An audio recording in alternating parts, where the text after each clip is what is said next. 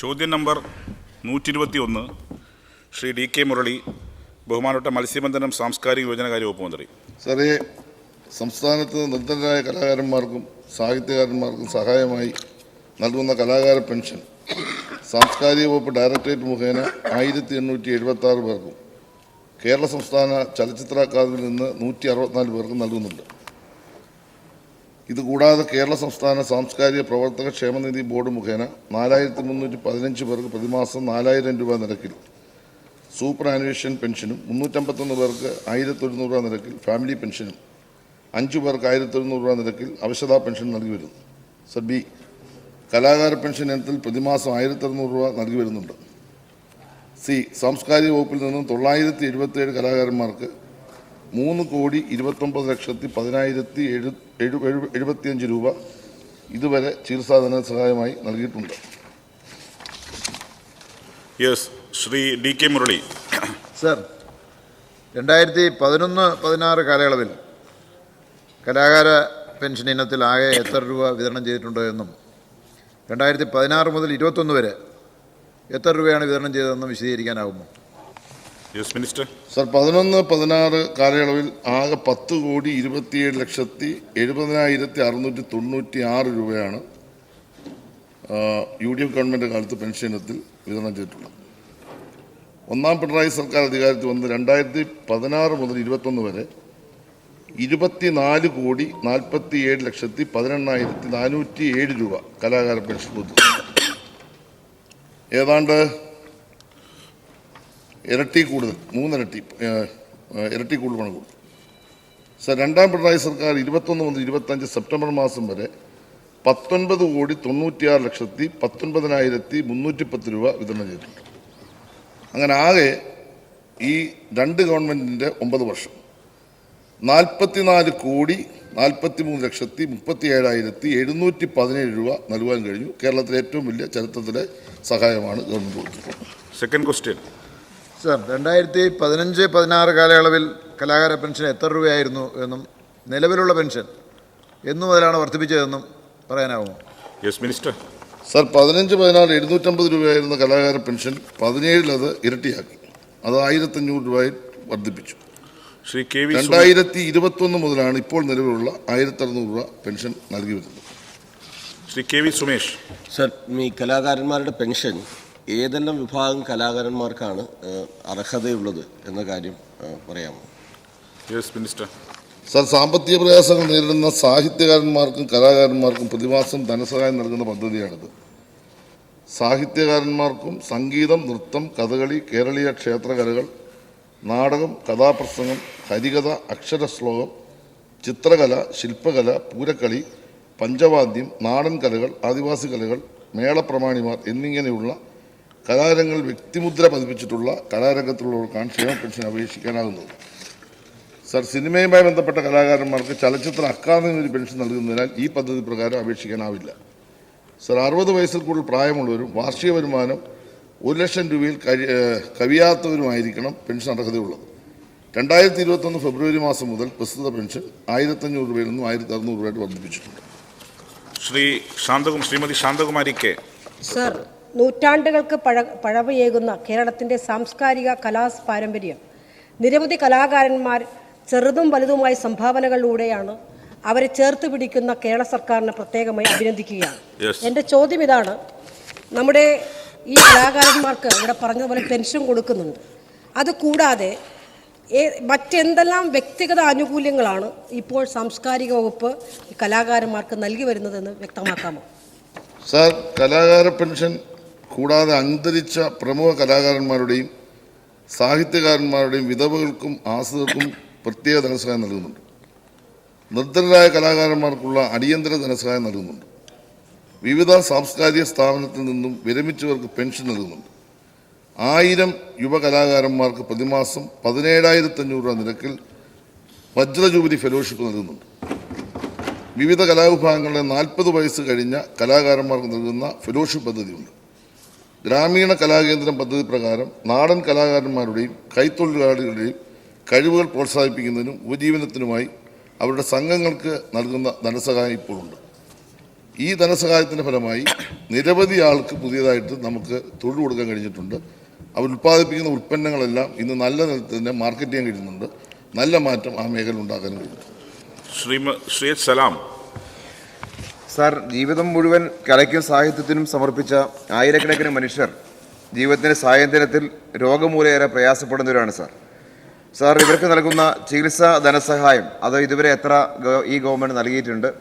ആ സഹായം വർദ്ധിപ്പിക്കാൻ ആവശ്യമായ നടപടി സ്വീകരിക്കുമോ എന്നുള്ളതാണ് സാർ എൻ്റെ ചോദ്യം. Yes minister.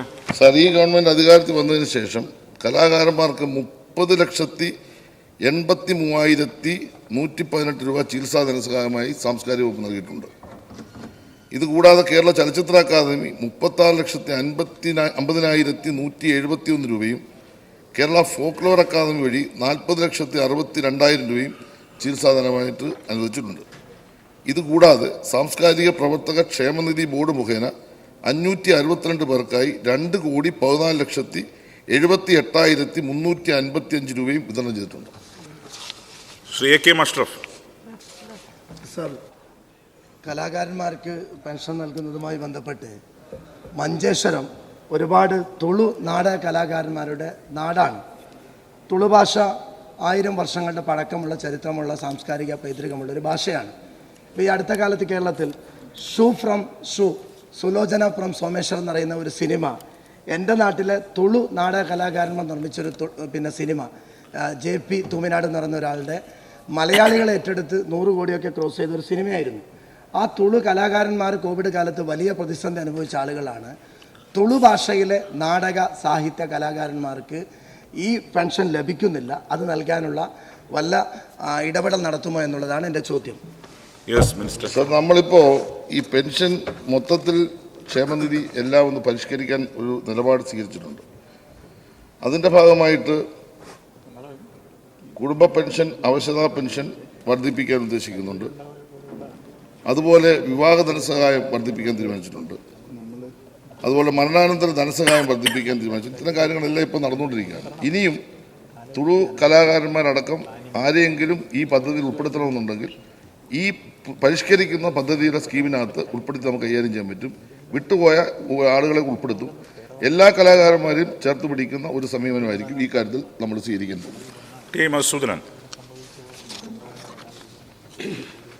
വടക്കൻ കേരളത്തിലെ ആരാധനാലയങ്ങളിൽ പൂരോത്സവകാലത്ത് നടന്നു വരുന്ന അനുഷ്ഠാന കലാരൂപങ്ങളിൽ ഒന്നാണ് പൂരക്കളിയും മറത്തുകളി. പൂരക്കളി കലാകാരന്മാർക്ക് മറ്റ് പ്രവർത്തകരോടൊപ്പം ആനുകൂല്യങ്ങൾ നൽകുന്നതിനുള്ള പദ്ധതികൾ ഏതൊക്കെ നിലയിലാണ് നടന്നു വരുന്നത്? Yes minister. സോ അതിപ്പോൾ നമ്മൾ കൊടുക്കുന്ന പദ്ധതിയിലെല്ലാം പൂരക്കളി കലാകാരന്മാർ ഉൾപ്പെടുത്തിയിട്ടുണ്ട്. വർദ്ധിപ്പിക്കുന്ന തരത്തിൽ ഇപ്പോൾ നടക്കുന്ന ആലോചനയിലും പൂരക്കളി കലാകാരന്മാരെ അതിനകത്ത് ഭാഗമാക്കാം. Shri C R Mahesh. സംസ്ഥാനത്ത് സിനിമാ അവാർഡുകൾ പ്രഖ്യാപിക്കുന്നത് മന്ത്രിയാണ്. പക്ഷേ അക്കാദമി നടത്തുന്ന നാടക മത്സരത്തിൻ്റെ അവാർഡുകൾ പ്രഖ്യാപിക്കുന്ന അക്കാദമി സെക്രട്ടറിയാണ്, പത്രസമ്മേളനത്തിലാണ്. ഇപ്പോൾ അതുപോലും നിർത്തി ഈ കഴിഞ്ഞ അക്കാദമിയുടെ നാടക മത്സരത്തിൻ്റെ അവാർഡുകൾ പ്രഖ്യാപിച്ചത് ഫേസ്ബുക്കിലാണ്. സർ, ഇതൊരു വേർതിരിവാണ്. മാത്രവുമല്ല അത് വളരെ വേദനാജനകമാണ്. അതുകൊണ്ട് സംസ്ഥാന അവാർഡുകൾ പണ്ട് പത്രത്തിൻ്റെ ഫ്രണ്ട് പേജിലായിരുന്നു വരുന്നതെങ്കിൽ ഇപ്പോൾ ചരമക്കോളത്തിനേക്കാൾ കഷ്ടമായി വെറും ചെറിയ ഒരു വാർത്തയായിട്ടാണ് സാർ ഒതുങ്ങുന്നത്. അതുകൊണ്ട് എൻ്റെ ചോദ്യം, അടുത്ത തവണത്തെ സംസ്ഥാന പ്രൊഫഷണൽ നാടക അവാർഡ് ബഹുമാനപ്പെട്ട മന്ത്രി പത്രസമ്മേളനം നടത്തി പ്രഖ്യാപിക്കുമോ? നമ്മളെ ഈ സിനിമയ്ക്ക് കൊടുക്കുന്ന പ്രാധാന്യത്തിന് അത്തരം നാടകത്തിന് കൊടുക്കുന്നില്ല എന്ന് പറയുന്നത് ശരിയല്ല. സംഗീത നാടക അക്കാദമിയുടെ നാമധേയത്തിൽ നേതൃത്വത്തിൽ ഒരുപാട് പദ്ധതികൾ നാടക കലാകാരന്മാർക്ക് വേണ്ടി ചെയ്യുന്നുണ്ട്. സ്ഥിരം നാടക വേദി ഒരെണ്ണം കായംകുളത്ത് ഇപ്പോൾ നിർമ്മിച്ചുകൊണ്ടിരിക്കുന്നു. അങ്ങനെ ഒരുപാട് കാര്യങ്ങൾ ഇടപെടുന്നുണ്ട്. അങ്ങ് ചോദിച്ച ചോദ്യം വളരെ പ്രധാനപ്പെട്ടതാണ്. അതാരാണ് പ്രഖ്യാപിക്കുന്നത്? നിലവിലുള്ള സംവിധാനം അനുസരിച്ച് അക്കാദമിയുടെ ഭാരവാഹികളാണ് പ്രഖ്യാപിക്കുന്നത്. അതിൽ മാറ്റം വരുത്താൻ കഴിയുമെന്നത് നമുക്കൊന്ന് ആലോചിച്ചിട്ട് ഒരു തീരുമാനം എടുക്കാം. മന്ത്രി തന്നെ പ്രഖ്യാപിക്കുന്നുണ്ട്. പ്രത്യേകം എന്തെങ്കിലും ഗുണമുണ്ടെങ്കിൽ തീർച്ചയായിട്ടും അങ്ങയുടെ അഭിപ്രായം പരിഗണിക്കുമെന്ന കാര്യം പറയാം. സിനിമാ രംഗത്ത് ഉള്ള ഒരു പ്രശ്നം എന്താണെന്ന് ചോദിച്ചു കഴിഞ്ഞാൽ, പൊതുവേ നമ്മുടെ ആളുകൾ കൂടുതലായിട്ട് ഇഷ്ടപ്പെടുന്ന ഒരു കലാരൂപം എന്ന നിലയിൽ നമ്മൾ അതിന് കുറച്ച് പ്രാധാന്യം കൊടുക്കുന്നുണ്ട്. സർ, അതിൻ്റെ ഭാഗമായ ഒരു സന്തോഷ വർത്താനം കൂടെ പറയുന്നു. നമ്മുടെ മോഹൻലാലിന് ദേശീയ പുരസ്കാരം കിട്ടി. എല്ലാവരെയും ഞാൻ ക്ഷണിക്കുകയാണ്. 4-ാം തീയതി വൈകിട്ട് 5 മണിക്ക് തിരുവനന്തപുരത്ത് അത്യുജ്വലമായ ഒരു വരവേൽപ്പ് അദ്ദേഹത്തിന് കൊടുക്കുന്നുണ്ട്. എല്ലാ അംഗങ്ങളും അതിൽ പങ്കെടുക്കണമെന്ന് ഞാൻ അഭ്യർത്ഥിക്കുകയാണ്. അത്തരം സ്പേസ് കൊടുക്കാത്തതിന് മിനിസ്റ്റർക്കൊന്നും ചെയ്യാൻ പറ്റുന്നില്ല. Yes, Shri P C Vishnunath. Sir, ഈ കലാകാര പെൻഷൻ നമ്മൾ വളരെ കുറച്ച് ആൾക്കാർക്കാണ് നൽകുന്നത്. പക്ഷേ അതിൽ തന്നെ ഈ ഒന്നാം പിണറായി സർക്കാരിൻ്റെ കാലത്ത് വന്ന 2 ഉത്തരവുകൾ വഴി ഈ ക്ഷേമനിധി പെൻഷൻ വാങ്ങുന്നവരുടെ സാമൂഹ്യ പെൻഷൻ നിർത്തലാക്കിയിട്ടുണ്ട്. ഈ 2 ഉത്തരവും ആദ്യം ഇറങ്ങുന്ന സമയത്ത് ഈ കലാകാരന്മാരെ അതിൽ നിന്ന് ഒഴിവാക്കിയിരുന്നു. ഈ സാംസ്കാരിക വകുപ്പ് വഴി കലാകാരന്മാർക്ക് കൊടുക്കുന്ന പെൻഷൻ, അവർക്ക് ക്ഷേമനിധി പെൻഷൻ ഉണ്ടെങ്കിൽ സാമൂഹ്യ പെൻഷൻ കിട്ടുന്നതിൽ നിന്ന് അവരെ ഒഴിവാക്കുന്നതിൽ നിന്നും ഇവരെ ഒഴിവാക്കിയിരുന്നു. പക്ഷേ പിന്നീട് ഒരു സർക്കാർ ഉത്തരവ് വഴി സാംസ്കാരിക ക്ഷേമനിധി പെൻഷൻ വാങ്ങുന്നവർക്ക് സാമൂഹ്യ പെൻഷൻ നിഷേധിക്കുന്ന ഒരു സർക്കാർ ഉത്തരവുണ്ട്. ഈ വളരെ പാവങ്ങളാണ്, തുച്ഛമായ 1600 രൂപയുള്ളൂ. ഈ പാവങ്ങൾക്ക് ഈ ക്ഷേമനിധി പെൻഷൻ ലഭിക്കുന്നതിൻ്റെ പേരിൽ കലാകാര ക്ഷേമനിധി പെൻഷൻ ലഭിക്കുന്നതിൻ്റെ പേരിൽ സാമൂഹ്യ പെൻഷൻ ഒഴിവാക്കുന്നത്, ആ നടപടി നിർത്തലാക്കുമോ? അവർക്ക് വീണ്ടും സാമൂഹ്യ പെൻഷൻ ലഭിക്കാനുള്ള നടപടി സ്വീകരിക്കുമോ? സർ, സാമൂഹ്യ പെൻഷൻ നമ്മുടെ നാട്ടിൽ 1600 രൂപ വെച്ച് കൃത്യം കൊടുക്കുന്നുണ്ട്. നേരത്തെ ഉണ്ടായിരുന്ന 600 രൂപയിൽ നിന്ന് 1600 രൂപയിലേക്ക് നമ്മളിത് വർദ്ധിപ്പിച്ച്. ഇവിടെ നമ്മുടെ ഈ കലാകാരന്മാരുടെ സൂപ്പർ ആനുവേഷൻ പെൻഷൻ 4000 രൂപയാണ്. അതിലങ്ങ് പറഞ്ഞത് ശരിയാണ്, എല്ലാ കലാകാരന്മാരെ അതിനകത്ത് ഉൾപ്പെടുത്താൻ പറ്റുമെന്ന് വെച്ചാൽ ഉൾപ്പെടുത്തിയിട്ടില്ല. ഘട്ടം ഘട്ടമായി അതിൻ്റെ എണ്ണത്തിൽ വർധന വരുത്തുന്നുണ്ട്.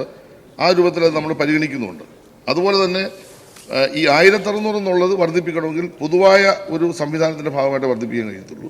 അത് ഗവൺമെൻറ് മൊത്തത്തിൽ ആലോചിക്കേണ്ട കാര്യമാണ്. എന്തായാലും ഒരു കാര്യം ഞാൻ പറയാം, ഒരു കലാകാരനും 1600, കാരണം നേരത്തെ ഉണ്ടായിരുന്ന 250, ഒന്നാം പിണറായി ഗവൺമെൻറ് കാലത്ത് 1500 ആക്കി, ഇപ്പോൾ രണ്ടാം പിണറായി ഗവൺമെൻറ് വന്നപ്പോൾ 1600 ആക്കി.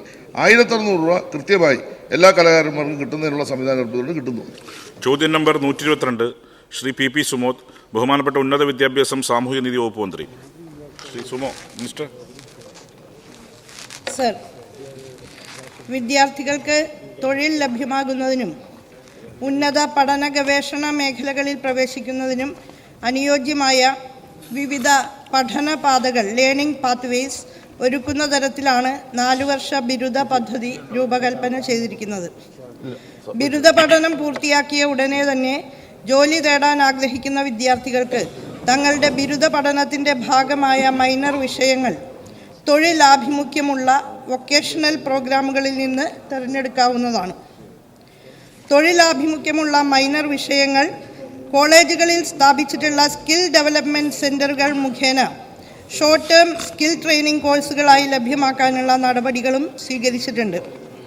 ഈ പദ്ധതി ഫലപ്രദമായി നടപ്പാക്കുന്നതിനായി കേരള സർക്കാർ ASAP Kerala, ICT academy, Keltron, CCEK, സിയാപ്റ്റ്, LBS, IHRD, റൂട്രോണിക്സ്, കേസ് തുടങ്ങിയ പ്രമുഖ സർക്കാർ ഏജൻസികളെ തൊഴിൽ പരിശീലന പ്രോഗ്രാമുകൾ നടത്തുന്നതിനായി ചുമതലപ്പെടുത്തിയിട്ടുണ്ട്.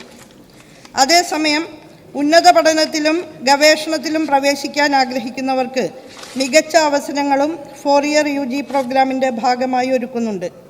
4ാം വർഷത്തിൽ വിദ്യാർത്ഥികൾക്ക് ഇൻറ്റേൺഷിപ്പ്, പ്രൊജക്റ്റ് തുടങ്ങിയ കാര്യങ്ങൾ ഉൾപ്പെടുന്ന ഓണേഴ്സ് പ്രോഗ്രാം തിരഞ്ഞെടുക്കാൻ കഴിയും. ഇത് അവർക്ക് പ്രൊഫഷണൽ അനുഭവം നേടുന്നതിനും യഥാർത്ഥ ലോകത്തിലെ വെല്ലുവിളികളുമായി നേരിട്ട് പരിചയപ്പെടുന്നതിനും സഹായിക്കുന്നു.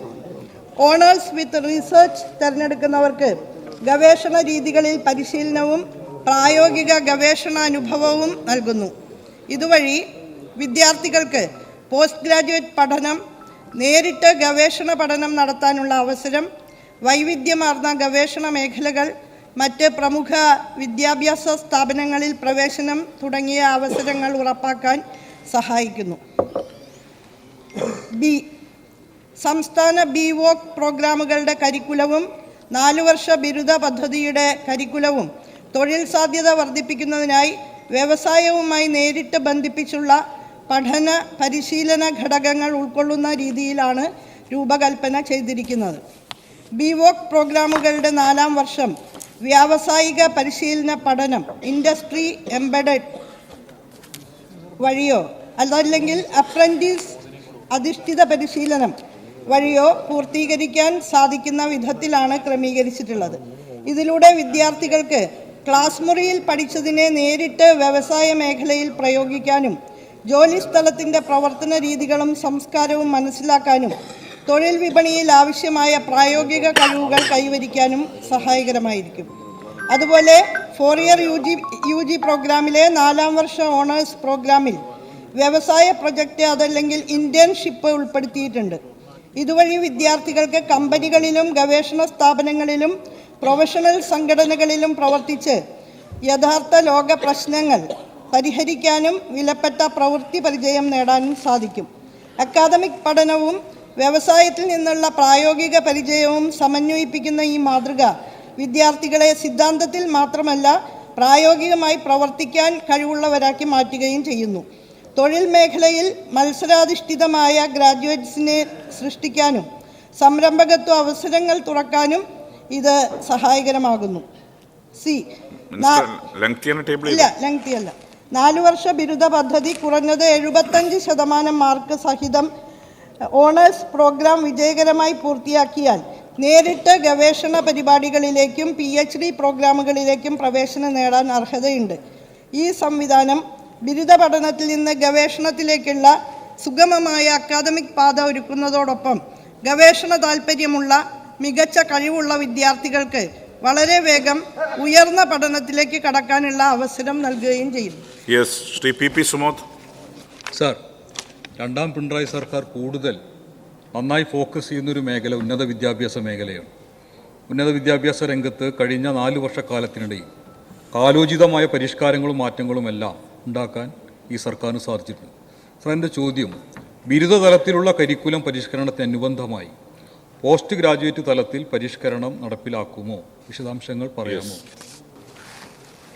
ദ്വിമുഖമായ ഒരു സമീപനത്തോടു കൂടിയിട്ടാണ് UG കരിക്കുലം ചരിത്രത്തിൽ ആദ്യമായി സമഗ്രമായ നിലയിൽ തയ്യാറാക്കിയത്.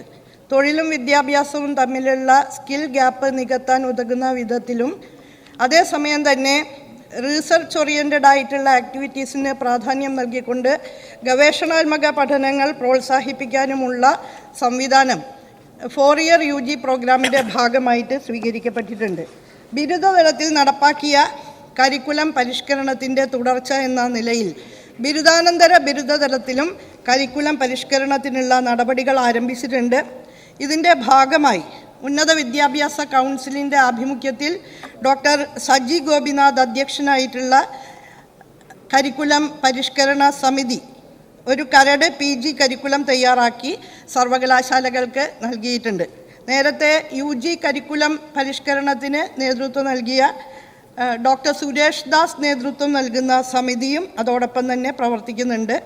കരട് കരിക്കുലത്തെക്കുറിച്ച് സർവകലാശാലകളുടെ അഭിപ്രായം ആരായാൻ കൊച്ചി സർവകലാശാലയിൽ വച്ച് ഒരു ശില്പശാലയും സംഘടിപ്പിക്കപ്പെട്ടിരുന്നു. സർവകലാശാലയുടെ പ്രതിനിധികൾ പങ്കെടുത്ത ആ ശില്പശാലയിൽ ഈ കരിക്കുലത്തിൻ്റെ ഡ്രാഫ്റ്റ് സമഗ്രമായിട്ട് ചർച്ച ചെയ്യപ്പെട്ടിട്ടുണ്ട്. ഇനി സർവകലാശാല തലത്തിലും വിശദമായ ചർച്ചകൾക്ക് ശേഷം അത് നടപ്പാക്കും. UGCയുടെ കരിക്കുലം ഫ്രെയിംവർക്ക് മുന്നോട്ട് വയ്ക്കുന്ന ഘടനയ്ക്ക് വിരുദ്ധമാകാതെ എന്നാൽ കേരളത്തിൻ്റെ സവിശേഷമായ സാഹചര്യം പരിഗണിച്ചുകൊണ്ടും നമ്മൾ ഉയർത്തിപ്പിടിക്കുന്ന മാനവികതയും സാമൂഹ്യനീതിയും അടിസ്ഥാനമാക്കിയിട്ടുള്ള മൂല്യങ്ങൾ ഉയർത്തിപ്പിടിച്ചുകൊണ്ടുമായിരിക്കും PG കരിക്കുലം പരിഷ്കരണവും പൂർത്തീകരിക്കുന്നത്. സർ, കൂടുതൽ അക്കാദമിക് നിലവാരം കാണിക്കുന്ന കൂടുതൽ വിഷയങ്ങളും ഉയർന്ന ഗ്രേഡ് മാനദണ്ഡങ്ങളും കൂടുതൽ ആഴത്തിലുള്ള പഠനവും ഉറപ്പുവരുത്തുന്ന ഓണേഴ്സ് വിത്ത് റിസർച്ച് ചെയ്യാനുള്ള സംവിധാനങ്ങൾ സംസ്ഥാനത്തെ എല്ലാ ആർട്സ് ആൻഡ് കോളേജുകളിലും ലഭ്യമാണോ? വിശദാംശങ്ങൾ പറയാമോ? മിനിസ്റ്റർ. ബിരുദ പഠനത്തിന് ശേഷം ഗവേഷണ മേഖലയിലേക്കും അധ്യാപനത്തിൻ്റെ മേഖലയിലേക്കും കടക്കാൻ തൽപരരായ വിദ്യാർത്ഥികൾക്ക് ഓണേഴ്സ് വിത്ത് റിസർച്ച് ഡിഗ്രി തിരഞ്ഞെടുക്കാനുള്ള സാഹചര്യം 4 ഇയർ UG പ്രോഗ്രാമിൻ്റെ ഭാഗമായിട്ടുണ്ട്. ഒരു വശത്ത് തൊഴിൽ ആഭിമുഖ്യവും സംരംഭകത്വ താൽപ്പര്യവും പ്രോത്സാഹിപ്പിക്കുകയും മറുവശത്ത് സമൂഹത്തിനാവശ്യമായ പുത്തൻ അറിവുകൾ സൃഷ്ടിക്കാൻ കെൽപ്പുള്ള ഗവേഷണോന്മുഖ പ്രവർത്തനങ്ങൾ ഏറ്റെടുക്കാനുമാണ് 4 ഇയർ UG പ്രോഗ്രാമിലൂടെ വിദ്യാർത്ഥികൾക്ക് സാധിക്കുന്നത്. കൂടുതൽ ജിജ്ഞാസുക്കളായിട്ടുള്ള വിദ്യാർത്ഥികൾക്ക് ഗവേഷണാത്മക പഠനങ്ങൾ പ്രാരംഭഘട്ടത്തിൽ തന്നെ പ്രോത്സാഹിപ്പിക്കാൻ ഉതകുന്ന രീതിയിലാണ് അതിൻ്റെ കരിക്കുലം തയ്യാറാക്കിയിട്ടുള്ളത്. ആദ്യത്തെ 6 സെമസ്റ്ററുകളിൽ കുറഞ്ഞത് 75% മാർക്ക് ലഭിക്കുന്ന വിദ്യാർത്ഥികൾക്കാണ് അത്തരം അവസരം ലഭിക്കുക. ഓണേഴ്സ് വിത്ത് റിസർച്ച് ചെയ്യുന്ന വിദ്യാർത്ഥികൾ ഒരു അധ്യാപകൻ്റെ അല്ലെങ്കിൽ അധ്യാപികയുടെ കൂടെ അവസാന വർഷം ഒരു ഗവേഷണ പ്രൊജക്റ്റ് ചെയ്യേണ്ടതുണ്ട്. UGC മാനദണ്ഡങ്ങൾക്ക് വിധേയമായി റിസർച്ച് ഗൈഡുമാരാകാൻ യോഗ്യതയുള്ള അധ്യാപകരുടെ കൂടെയാണ് ഈ ഗവേഷണ പ്രൊജക്റ്റ് ചെയ്യേണ്ടത്. ഇതിന് ആവശ്യമായ വിധത്തിൽ നമ്മുടെ സർവകലാശാലകളിലെയും കലാലയങ്ങളിലെയും റിസർച്ച് സൗകര്യങ്ങൾ വികസിപ്പിക്കുന്നതിനുള്ള നടപടികൾ ഇതിനകം തന്നെ സ്വീകരിച്ചിട്ടുണ്ട്. സ്വാശ്രയ കോളേജുകളിലടക്കം UGC മാനദണ്ഡങ്ങൾക്ക് വിധേയമായി റിസർച്ച് സെൻറ്റർ അനുവദിക്കുന്നതിനും അതുപോലെ അധ്യാപകരെ കൂടുതലായി റിസർച്ച് ഗൈഡുമാരായി തിരഞ്ഞെടുക്കുന്നതിനും ഈ കാലയളവിൽ സാധിക്കുന്നുണ്ട്. നേരത്തെ സർക്കാർ എയ്ഡഡ് കോളേജുകളിൽ മാത്രമായിരുന്നു റിസർച്ച് സെൻറ്ററുകൾ അനുവദിച്ചിരുന്നത്. ഇപ്പോൾ നിലവാരമുള്ള സ്വാശ്രയ കോളേജുകളിലും UGC മാനദണ്ഡങ്ങൾക്കനുസൃതമായിട്ട് റിസർച്ച് സെൻറ്ററുകൾ അനുവദിക്കുന്നുണ്ട്. ഈ സർക്കാരിൻ്റെ കാലത്ത് 6000 കോടി രൂപ ഉന്നത വിദ്യാഭ്യാസ മേഖലയിൽ വിന്യസിക്കാൻ നമുക്ക് സാധിച്ചിട്ടുണ്ട്. പശ്ചാത്തല സൗകര്യങ്ങളുടെ വികസനത്തിൽ ബഹുദൂരം മുന്നിൽ പോകാൻ സാധിച്ചിട്ടുണ്ട്. മികച്ച സൗകര്യങ്ങളും ആധുനിക ഉപകരണങ്ങൾ സജ്ജീകരിച്ചതുമായിട്ടുള്ള ലാബ് കോംപ്ലക്സുകൾ ഇതിൻ്റെ ഭാഗമായിട്ട് ഉയർന്നു വന്നിട്ടുണ്ട്. കേരള സർവകലാശാലയിലും MG സർവകലാശാലയിലുമുള്ള സെൻട്രലൈസ്ഡ് ലാബ് ഫെസിലിറ്റീസ് ഇന്ന് സൗത്ത് ഇന്ത്യയിലെ തന്നെ ഏറ്റവും മികച്ച പരീക്ഷണശാല കോംപ്ലക്സുകളാണ്. അതുപോലെ കുസാറ്റിൽ 250 കോടി രൂപയാണ് കിഫ്ബിയുടെ ഭാഗമായി ലബോറട്ടറി എക്യുപ്മെൻറ്റ്സ് വാങ്ങുന്നതിനും ലാബ് സൗകര്യങ്ങൾ വികസിപ്പിക്കുന്നതിനുമായിട്ട് നൽകിയിട്ടുള്ളത്. ട്രാൻസ്ലേഷണൽ റിസർച്ച് സെൻറ്ററുകൾക്കും കൂടുതലായിട്ട് ഫണ്ട് അനുവദിക്കുന്ന സമീപനമാണ് ബജറ്റിൽ സ്വീകരിക്കപ്പെട്ടത്. അപ്പോൾ നമ്മുടെ സംസ്ഥാനത്തെ റിസർച്ച് സൗകര്യങ്ങൾ വർദ്ധിക്കുന്നു. അതോടൊപ്പം തന്നെ ഒരു centre of excellence for research support network എന്ന നിലയിലും ഒരു മികവിൻ്റെ കേന്ദ്രം ഹയർ എഡ്യൂക്കേഷൻ കൗൺസിലിൻ്റെ ആഭിമുഖ്യത്തിൽ ആരംഭിച്ചിട്ടുണ്ട്. ഇതൊക്കെ തന്നെ നമ്മുടെ കലാലയങ്ങളിലെയും സർവകലാശാലകളിലെയും ഗവേഷണാത്മക പ്രവർത്തനങ്ങളെ ഉത്തേജിപ്പിക്കുന്ന കാര്യങ്ങളാണ് എന്ന് സഭയുടെ മുമ്പാകെ പറയാൻ ഞാൻ ഈ അവസരം ഉപയോഗിക്കുകയാണ്. ശ്രീ MB ഗോവിന്ദൻ മാസ്റ്റർ ചുമതലപ്പെടുത്തിയ പ്രകാരം ശ്രീമതി ദലീമ. സർ, വിദ്യാർത്ഥികൾക്ക് സംസ്ഥാനത്തിന് പുറത്തും രാജ്യത്തിന് പുറത്തും ഇന്റേൺഷിപ്പ് ചെയ്യാൻ അവസരമുണ്ടാകുമോ? അതിൻ്റെ ക്രെഡിറ്റ് എങ്ങനെയാണ് കേരളത്തിലേക്ക് കൈമാറ്റം ചെയ്യുക? വിശദമാക്കണം. ഇന്റേൺഷിപ്പുകൾ ചെയ്യുന്നതിന് ഹയർ എഡ്യൂക്കേഷൻ കൗൺസിലിൻ്റെ ആഭിമുഖ്യത്തിൽ കെൽട്രോണുമായി സഹകരിച്ചുകൊണ്ട് ഒരു ഇന്റേൺഷിപ്പ് പോർട്ടൽ തയ്യാറാക്കി കഴിഞ്ഞിട്ടുണ്ട്. 3 തരത്തിലുള്ള ഇന്റേൺഷിപ്പ് സൗകര്യങ്ങൾ ആ പോർട്ടലിലൂടെ ലഭ്യമാകുന്നതാണ്. രാജ്യത്തിനകത്തും പുറത്തും റെപ്യൂട്ടഡ് ആയിട്ടുള്ള ഫേംസ് ആ ഇന്റേൺഷിപ്പ് പോർട്ടലിൽ ഭാഗമാകുകയാണ്. പെയ്ഡ് ഇന്റേൺഷിപ്പ്, സ്റ്റേറ്റ്മെൻറ്റോട് കൂടിയിട്ടുള്ള ഇന്റേൺഷിപ്പ്, ഇങ്ങോട്ട് പണം കൊടുത്തുകൊണ്ടുള്ള ഇന്റേൺഷിപ്പ്, അതുപോലെ സൗജന്യമായ ഇന്റേൺഷിപ്പ്, 3 തരത്തിലുള്ള ഇന്റേൺഷിപ്പുകൾ അതിലൂടെ ലഭ്യമാകുന്നതാണ്. അത് കമ്പനികളുടെയും വ്യവസായശാലകളുടെയും എല്ലാം ഗുണനിലവാരത്തിന് ആനുപാതികമായിട്ടുള്ള വ്യവസ്ഥകളാണ് ഉൾക്കൊള്ളിച്ചിട്ടുള്ളത്. അപ്പോൾ എല്ലാ വിദ്യാർത്ഥികൾക്കും പ്രാപ്യമായ വിധത്തിലാണ് നമ്മുടെ ഇന്റേൺഷിപ്പ് പോർട്ടൽ സജ്ജീകരിക്കുന്നത്. ഇന്റേൺഷിപ്പിന് അടക്കം ക്രെഡിറ്റ് നൽകുന്ന സമീപനമാണ് പുതിയ കരിക്കുലത്തിൻ്റെ ഭാഗമായിട്ടുള്ളത്. അപ്പോൾ വിവിധ വ്യവസായശാലകളിൽ നിന്നും മറ്റ് സർവകലാശാലകളിൽ നിന്നും മറ്റ് പ്രധാനപ്പെട്ട റിസർച്ച് കേന്ദ്രങ്ങളിൽ നിന്നുമെല്ലാം ആർജിക്കുന്ന ക്രെഡിറ്റുകൾ അക്കാഡമിക് ബാങ്ക് ഓഫ് ക്രെഡിറ്റ് അനുസരിച്ചുള്ള സംവിധാനത്തിലൂടെ കൈമാറ്റം ചെയ്യാൻ കഴിയുന്ന ഫ്ലെക്സിബിലിറ്റിയും ഫ്രീഡമും ഇപ്പോൾ പുതിയ പദ്ധതിയുടെ ഭാഗമായിട്ട് വിദ്യാർത്ഥികൾക്ക് ലഭിക്കുന്നു എന്നുള്ളതാണ്. അപ്പോൾ എവിടെ നിന്ന് വേണമെങ്കിലും ഇന്റേൺഷിപ്പുമായി ബന്ധപ്പെട്ടും ഇൻഡസ്ട്രി അക്കാഡമിയ ഇൻ്റർഫേസിലൂടെ അനുഭവങ്ങൾ ആർജിച്ചുകൊണ്ട് ക്രെഡിറ്റ് ആർജിക്കാനും ഒക്കെ തന്നെ വിദ്യാർത്ഥികൾക്ക് സൗകര്യമുണ്ട്. അങ്ങനെ ആർജിക്കുന്ന ക്രെഡിറ്റുകൾ അക്കാഡമിക് ബാങ്ക് ഓഫ് ക്രെഡിറ്റ് സംവിധാനത്തിലൂടെ അവർക്ക് സ്വാംശീകരിക്കാവുന്നതാണ്. ശ്രീ KM സച്ചിൻ ദേവ്. സർ, ബിരുദ പഠനതലത്തിൽ വിദേശ ഭാഷാ പഠനത്തിൻ്റെ പ്രാധാന്യം വർദ്ധിച്ചു വരുന്നുണ്ട്. വിദേശത്തെ തൊഴിൽ സാധ്യതകളെ പരമാവധി പ്രയോജനപ്പെടുത്തുന്നതിന് വേണ്ടി വിദേശ ഭാഷാ പഠനം ബിരുദ തലത്തിൽ തന്നെ ആരംഭിക്കുന്നതിനുള്ള നടപടി സ്വീകരിച്ചിട്ടുണ്ടോ? പുതിയ കോഴ്സുകൾ ആ നിലയിൽ തയ്യാറാക്കിയിട്ടുണ്ടോ? Yes minister. പുതിയ കാലത്ത് വിദേശ ഭാഷാ പഠനം അനിവാര്യമായ ഒന്നാണ്. ആഗോളവൽക്കരണത്തിൻ്റെ കാലത്ത് രാജ്യാതിർത്തികൾ അപ്രസക്തമാകുന്ന ഒരു കാലഘട്ടമാണ് എന്നുള്ളത് കൊണ്ട് തന്നെ ഇംഗ്ലീഷും മറ്റ് വിദേശ ഭാഷകളും കൂടുതലായി അറിഞ്ഞിരിക്കുന്നത് വിദ്യാർത്ഥികളെ സംബന്ധിച്ചിടത്തോളം ഒരു പ്ലസ് പോയിൻ്റായി മാറുകയാണ്. ബിരുദ തലത്തിൽ തന്നെ ഇംഗ്ലീഷ് ഭാഷയിലെ പ്രാവീണ്യം വർദ്ധിപ്പിക്കുന്നതിനും കമ്മ്യൂണിക്കേഷൻ എബിലിറ്റീസ് വർദ്ധിപ്പിക്കുന്നതിനും വിദേശ ഭാഷകളിൽ പ്രാവീണ്യം വർദ്ധിപ്പിക്കുന്നതിനുമൊക്കെ കഴിയുന്ന വിധത്തിലുള്ള സജ്ജീകരണങ്ങൾ ഇന്ന് ലഭ്യമാണ്. ഭാഷാ നൈപുണി വർദ്ധിപ്പിക്കുന്നതിന് എബിലിറ്റി എൻഹാൻസ്മെൻറ്റ് കോഴ്സിൻ്റെ ഭാഗമായിട്ട് 3 കോഴ്സുകൾ കുട്ടികൾ ചെയ്യേണ്ടതുണ്ട്. സ്കിൽ എൻഹാൻസ്മെൻറ്റിൻ്റെ ഭാഗമായിട്ട് 3 കോഴ്സുകൾ ചെയ്യേണ്ടതുണ്ട്. ഇതിൻ്റെ ഭാഗമായി 2 ഇംഗ്ലീഷ് ഭാഷാ കോഴ്സുകൾ നിർബന്ധമായും വിദ്യാർത്ഥികൾ സ്വീകരിക്കേണ്ടതാണ്. ബാക്കി 4 കോഴ്സുകൾ വിദ്യാർത്ഥികൾക്ക് താൽപ്പര്യമുള്ള ഭാഷാ പഠനം നടത്താൻ റെഗുലേഷൻ അനുവദിക്കുന്നുണ്ട്. തങ്ങൾ പഠിക്കുന്ന കോളേജുകളിൽ ഇത്തരം കോഴ്സുകൾ ഇല്ലെങ്കിൽ ഓൺലൈനായും അവർക്ക് അത്തരം കോഴ്സുകൾ എടുക്കാവുന്നതാണ്. മറ്റു കോളേജുകളിൽ നിന്നോ മറ്റ് സർവകലാശാലകളിൽ നിന്നോ അത്തരം കോഴ്സ് പഠിക്കുന്നതിനുള്ള വ്യവസ്ഥ റെഗുലേഷനിൽ ഉൾപ്പെടുത്തിയിട്ടുണ്ട്. ഇതുമാത്രമല്ല, ഒരു സെൻറ്റർ ഓഫ് എക്സലൻസ് ലാംഗ്വേജിൻ്റെ പഠന മേഖലയിലും നമ്മൾ ഇതിനകം ആവിഷ്കരിച്ച് നടപ്പാക്കിയിട്ടുണ്ട്.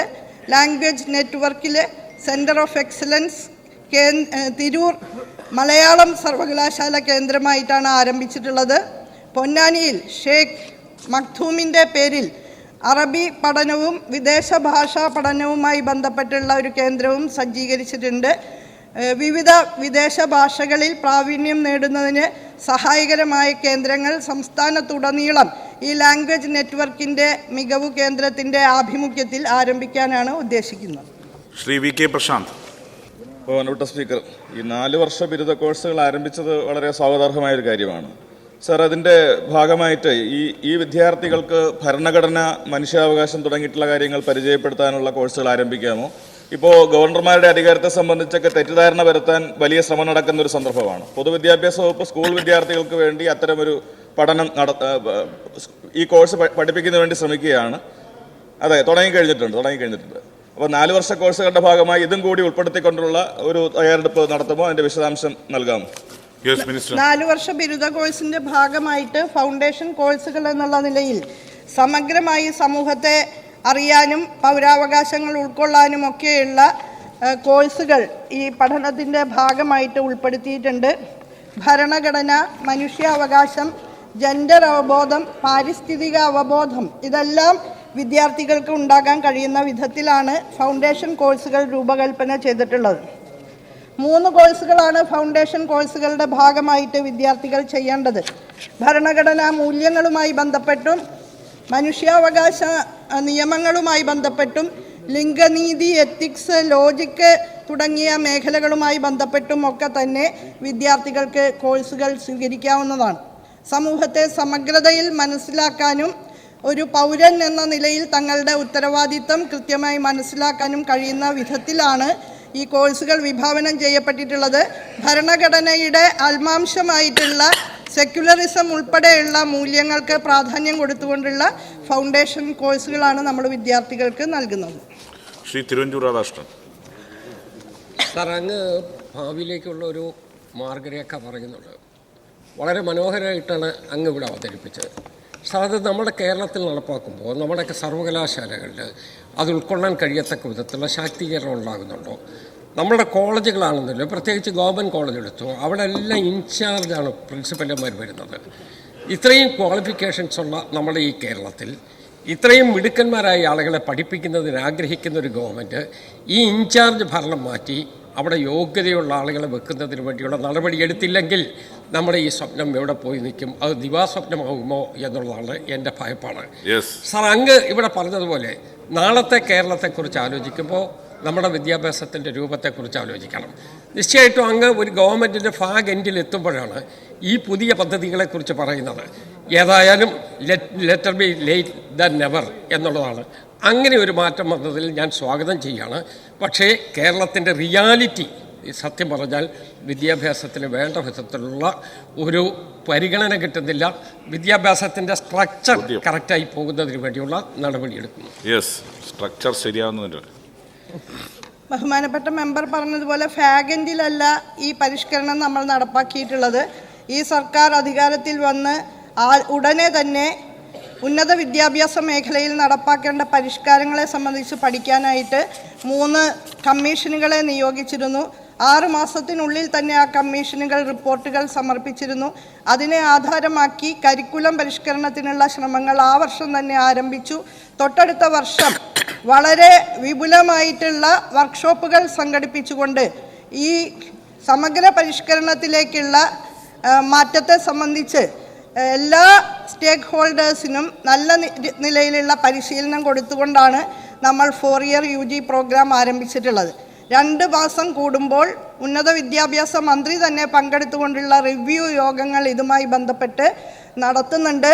നമ്മുടെ സ്ഥാപനങ്ങളെല്ലാം ഇതുമായി ബന്ധപ്പെട്ട് നല്ല നിലയിൽ ശാക്തീകരിക്കപ്പെട്ടിട്ടുണ്ട്. എല്ലാ വിധത്തിലുമുള്ള മുന്നൊരുക്കങ്ങളോട് കൂടിയാണ് നമ്മൾ ഈ പരിഷ്കരണങ്ങളിലേക്ക് പോയിട്ടുള്ളത്. ഇതിൻ്റെയൊക്കെ ഭാഗമായിട്ട് നമ്മുടെ സ്ഥാപനങ്ങൾ, സർവകലാശാലകളും കലാലയങ്ങളും ഗുണനിലവാര പരിശോധനകളിൽ മികച്ച നിലവാരം പുലർത്തുന്നു എന്ന് ദേശീയ അന്തർദേശീയ ഗുണനിലവാര പരിശോധനാ ഏജൻസികൾ സാക്ഷ്യപ്പെടുത്തുന്നുണ്ട്. NAAC അക്രഡിറ്റേഷനിൽ നമ്മുടെ സർവകലാശാലകൾ, കേരള സർവകലാശാലയും MG യൂണിവേഴ്സിറ്റിയും NAAC അക്രഡിറ്റേഷനിൽ A++ ആണ് നേടിയിട്ടുള്ളത്. കാലിക്കറ്റ്, കുസാറ്റ്, കാലടി സർവകലാശാലകൾ A+ നേടി. 18 കലാലയങ്ങൾ ഇതിനകം A++ നേടിയിട്ടുണ്ട്. 48 കലാലയങ്ങൾ A+ നേടിയിട്ടുണ്ട്. 87 കലാലയങ്ങൾ A ഗ്രേഡ് നേടിയിട്ടുണ്ട്. 153 കലാലയങ്ങൾ A ഗ്രേഡിന് മുകളിലാണ്. അതിൽ 18 എണ്ണം ഗവൺമെൻറ് കോളേജുകളാണ്. NIRF റാങ്കിങ്ങിൻ്റെ ഇത്തവണത്തെ പട്ടിക പുറത്തു വന്നപ്പോൾ കേരള സർവകലാശാല പബ്ലിക് യൂണിവേഴ്സിറ്റി ലിസ്റ്റിൽ 5ാം സ്ഥാനത്താണ്. കുസാറ്റ് 6ാം സ്ഥാനത്താണ്. MG യൂണിവേഴ്സിറ്റി 17ാം സ്ഥാനത്താണ്. നമ്മുടെ 18 കോളേജുകൾ അവിടെയും മികവാർന്ന പ്രവർത്തനം കാഴ്ചവെച്ചിരിക്കുകയാണ്. അപ്പോൾ അത്തരത്തിൽ മിന്നുന്ന പ്രകടനം കാഴ്ചവെച്ചുകൊണ്ട് ആദ്യ 100-ൽ 18, ആദ്യ 300-ൽ 74, അങ്ങനെ രാജ്യത്തെ 25% മികച്ച കോളേജുകൾ കേരള സംസ്ഥാനത്താണ് ഉള്ളത് എന്ന് NIRF റാങ്കിംഗ് പട്ടിക തന്നെ സൂചിപ്പിക്കുന്നു. പിന്നെ ബഹുമാനപ്പെട്ട മെമ്പർ പറഞ്ഞ പ്രിൻസിപ്പൽമാരുടെ കാര്യം, അത് കോടതിയിൽ കാറ്റിൽ കേസ് നിലനിൽക്കായിരുന്നു. കേസിൻ്റെ അന്തിമ വിധി വന്നു. അതിനെ തുടർന്ന് ഇൻ്റർവ്യൂ കഴിഞ്ഞിട്ടുണ്ട്. ഉടനെ തന്നെ നമുക്ക് ഇതുമായി ബന്ധപ്പെട്ട ലിസ്റ്റ് പ്രസിദ്ധീകരിക്കാനാകും. സ്ഥിരം പ്രിൻസിപ്പൽമാരെ നിയമിക്കാനാകും. പക്ഷേ പ്രിൻസിപ്പൽ ഇൻചാർജ് പോസ്റ്റിലിരുന്നവരൊക്കെ തന്നെ പ്രിൻസിപ്പൽമാരാവാൻ യോഗ്യതയുള്ളവർ തന്നെ ആയിരുന്നു. അവരുടെ നേതൃത്വത്തിൽ NAAC അക്രഡിറ്റേഷനിലും NIRF റാങ്കിങ്ങിലുമെല്ലാം നമ്മുടെ ഗവൺമെൻറ് കോളേജുകൾക്കും നല്ല നിലയിൽ മുന്നേറാൻ കഴിഞ്ഞിട്ടുണ്ട് എന്നുള്ള കാര്യം ഞാനിവിടെ അറിയിക്കുകയാണ്. ചോദ്യം നമ്പർ 123 ഡോക്ടർ KT ജലീൽ, ബഹുമാനപ്പെട്ട ഉന്നത വിദ്യാഭ്യാസം സാമൂഹ്യനീതി വകുപ്പ് മന്ത്രി. Yes minister.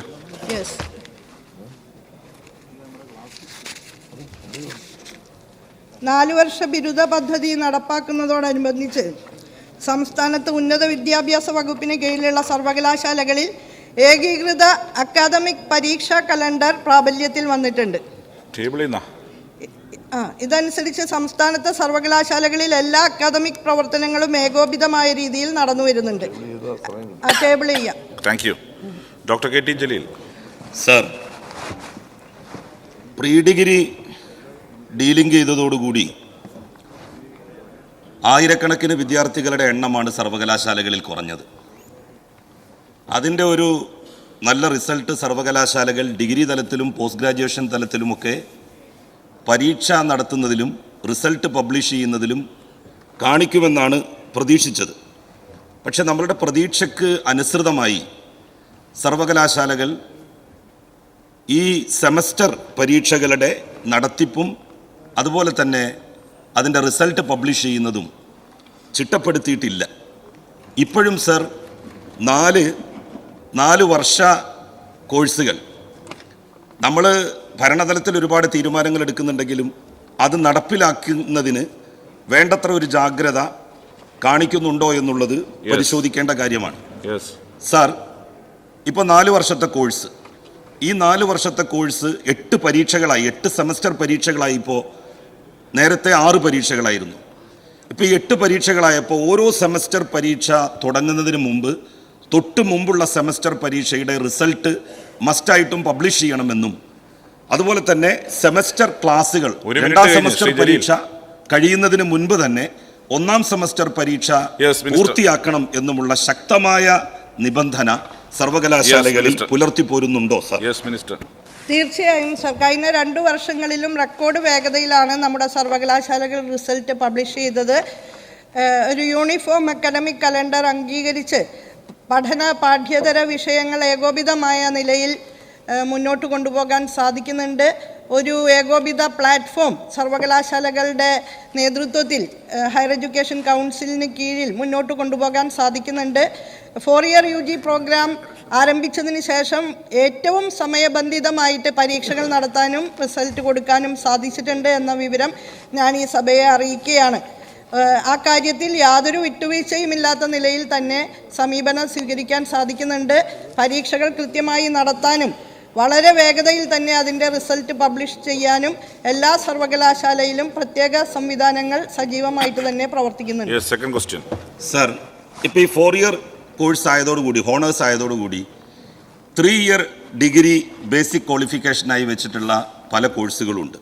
ഇപ്പോൾ PSC പരീക്ഷ എഴുതാൻ ഡിഗ്രി എന്നാണ് അതിൽ ക്വാളിഫിക്കേഷനായിട്ട് നിശ്ചയിച്ചിട്ടുള്ളത്. അപ്പോൾ ഒരു കുട്ടി ഈ 4 ഇയർ കോഴ്സിൽ ഹോണേഴ്സ് ഡിഗ്രിയിൽ ചേരുകയും 3 വർഷം കഴിഞ്ഞതിന് ശേഷം ഓർഡിനറി ഡിഗ്രി വാങ്ങി പുറത്തു വരികയും ചെയ്താൽ ആ കുട്ടികൾക്ക് ഇപ്പോൾ LLB പരീക്ഷയ്ക്ക് LLBക്ക് 3 ഇയർ LLBക്ക് ചേരാൻ സാധിക്കുമോ?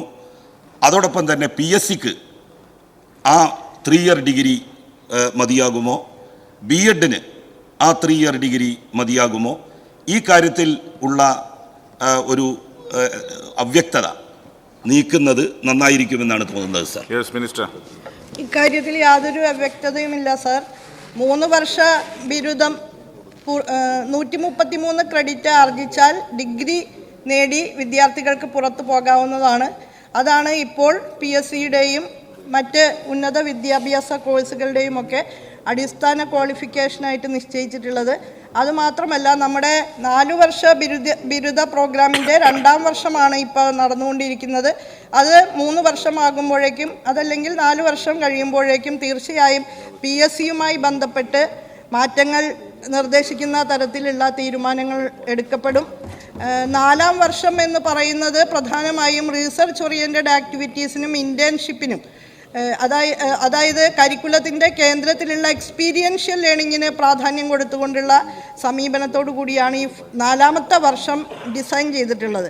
കൂടുതൽ ഗവേഷണോന്മുഖ പ്രവർത്തനങ്ങളിലേക്ക് പോകാൻ തൽപരരായ വിദ്യാർത്ഥികൾക്ക് വേണ്ടിയാണ് പ്രധാനമായും ഓണേഴ്സ് ബിരുദം നമ്മൾ വിഭാവനം ചെയ്യുന്നത്.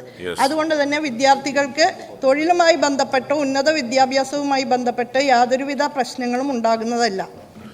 ശ്രീ CH കുഞ്ഞമ്പു. സർ, ഈ പുതിയ തലമുറ വിദ്യാർത്ഥികൾ ഡിജിറ്റൽ ഉപകരണങ്ങൾ നന്നായി കൈകാര്യം ചെയ്യുന്നവരാണ്. കേരളമാണെങ്കിൽ സമ്പൂർണ്ണ ഡിജിറ്റൽ സാക്ഷരത നേടുകയും ചെയ്തിട്ടുണ്ട്. PSC പരീക്ഷ ഉൾപ്പെടെയുള്ള എല്ലാ പരീക്ഷകളും ഇപ്പോൾ ഓൺലൈനിലാണ് നടക്കുന്നത്. ഈ സാഹചര്യത്തിൽ ഡിഗ്രി PG തലത്തിൽ പഴയ രീതി തുടരുന്നത് അവസാനിപ്പിച്ച് ഓൺലൈൻ പരീക്ഷ നടത്തുന്നതിനെ സംബന്ധിച്ച് പരിഗണനയിലുണ്ടോ? തീർച്ചയായും പരിഗണനയിലുണ്ട്. ജെൻസി എന്ന് വിളിക്കപ്പെടാവുന്ന തലമുറ ഡിജിറ്റൽ ഉപകരണങ്ങൾക്ക് നടുവിൽ പിറന്നു വീഴുന്ന ഡിജിറ്റൽ നേറ്റീവ്സാണ്. ആപ്പുകളും ഡിവൈസസും മാറ്റിവെച്ചുകൊണ്ട് അവർക്ക് മുന്നോട്ട് പോകാൻ കഴിയില്ല എന്നുള്ളത് കൊണ്ട് തന്നെ ഓൺലൈൻ പരീക്ഷകളെക്കുറിച്ച് വളരെ സജീവമായിട്ട് തന്നെയാണ് നാം പരിഗണിക്കുന്നത്. ഇപ്പോൾ നമ്മുടെ എൻട്രൻസ് എക്സാം പൂർണ്ണമായും ഡിജിറ്റൽ സംവിധാനത്തിലൂടെയാണ്. PSC പരീക്ഷകളടക്കം ഓൺലൈൻ രീതിയിലേക്ക് മാറിയിട്ടുണ്ട്. അപ്പോൾ തീർച്ചയായും വിദ്യാർത്ഥികളുടെ ലൈഫ് ലോങ് ലേണിംഗ് സ്കിൽസ് ഉറപ്പുവരുത്തുന്നതിനും പുതിയ സാങ്കേതിക വിദ്യകൾ കൂടുതലായിട്ട് പരിചയപ്പെടുത്തുന്നതിനുമൊക്കെ വലിയ രീതിയിൽ സ്പേസുള്ള 4 വർഷ ബിരുദത്തിൽ ഓൺലൈൻ കോഴ്സുകളും ഓൺലൈൻ പരീക്ഷകളും ഒക്കെ പരിഗണിക്കുന്നുണ്ട്. ഓൺലൈൻ കോഴ്സുകൾ അവർക്ക് എടുക്കാവുന്നതാണ്. അതുപോലെ സാങ്കേതിക വിദ്യ ഉപയോഗിച്ചുകൊണ്ടുള്ള പരീക്ഷാ രീതികൾ നടപ്പാക്കാനുള്ള വ്യവസ്ഥകൾ അതിലുണ്ട്. ഉദാഹരണത്തിന് കമ്മ്യൂണിക്കേഷൻ സ്കിൽസ് ഇൻ ഇംഗ്ലീഷ് എന്ന കോഴ്സിന് IELTS, TOEFL പോലുള്ള പരീക്ഷാ രീതികൾക്ക് സമാനമായ ഓൺലൈൻ പരീക്ഷ നടത്താവുന്നതാണ്. സംസ്ഥാനത്തെ സർവകലാശാലകൾ ഇപ്പോൾ തന്നെ ഓൺ സ്ക്രീൻ മൂല്യനിർണ്ണയം പോലുള്ള സംവിധാനങ്ങൾ ഉപയോഗിക്കുന്നുണ്ട്. അപ്പോൾ ഓൺലൈനിലുള്ള പരീക്ഷകൾ കൂടി പരിഗണിക്കാവുന്ന നിലയിലുള്ള നിർദ്ദേശങ്ങളാണ് സർവകലാശാലകൾക്ക് നൽകിയിട്ടുള്ളത്. Shri K P Kunhammad master. Sir, പ്രായോഗികതയ്ക്ക് പ്രാധാന്യം നൽകുന്ന തൊഴിലധിഷ്ഠിത പ്രോഗ്രാമുകളിൽ ഇപ്പോഴും എഴുത്ത് പരീക്ഷ നടക്കുന്നുണ്ട്. അത്തരം പ്രോഗ്രാമുകളിലെ ചില കോഴ്സുകളിലെങ്കിലും പ്രായോഗിക തലത്തിൽ വിദ്യാർത്ഥികൾ ആർജിച്ച കഴിവുകൾ പരിശോധിക്കുന്ന തരത്തിൽ പരീക്ഷ നടത്തുന്നത് പരിഗണിക്കാമോ? Yes minister. തീർച്ചയായും എക്സ്പീരിയൻഷ്യൽ ലേണിംഗിന്, പ്രവൃത്യുന്മുഖ വിദ്യാഭ്യാസത്തിന് പ്രാധാന്യം നൽകിക്കൊണ്ട് വിദ്യാർത്ഥി കേന്ദ്രിത കാഴ്ചപ്പാടോടുകൂടിയാണ് പുതിയ കരിക്കുലം നമ്മൾ രൂപകൽപ്പന ചെയ്തിട്ടുള്ളത്. അതിൻ്റെ ഭാഗമായി പരീക്ഷകളും ആ നിലയിൽ ഔട്ട്കം ബേസ്ഡ് ആയിട്ട് തന്നെയാണ് നടക്കുന്നത്. നിശ്ചിത ശതമാനം പ്രാക്ടിക്കൽ പരീക്ഷകളും നടത്തി വരുന്നുണ്ട്.